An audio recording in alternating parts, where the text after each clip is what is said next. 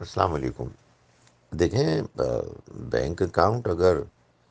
نفع اور نقصان کیا ایک ہی فکسڈ اماؤنٹ بھی دے دے ڈپازٹرز کو تو وہ بھی جائز ہوگا، بشرطے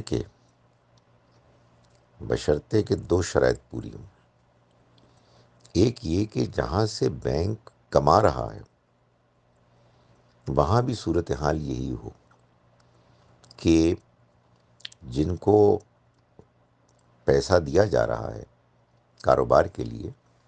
یا تو ان سے نفع و نقصان کی شراکت کے اصول پر معاملہ کیا جائے، یا پھر اگر ان سے ایک فکس ریٹرن مانگی جائے تو ان کو پھر یہ سہولت بھی دی جائے کہ اگر ان کا منافع کم ہوگا تو کم منافع لیا جائے گا، اور اگر ان کا منافع سرے سے نہیں ہوگا تو پھر کوئی منافع نہیں لیا جائے گا۔ اصل میں وہاں مسئلہ پیدا ہوتا ہے جہاں سے بینک اپنے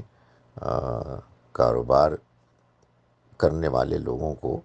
پیسے دیتا ہے اور وہاں سے کماتا ہے۔ تو اکاؤنٹ ہولڈر کو تو اگر وہ فکسڈ بھی دے رہا ہے اور یہ کہہ رہا ہے کہ اگر ہمارے پاس منافع کم ہوگا تو پھر ہم یہ کم دیں گے، اور اگر نہیں ہوگا تو نہیں دیں گے، تو اس میں کوئی حرج نہیں ہے۔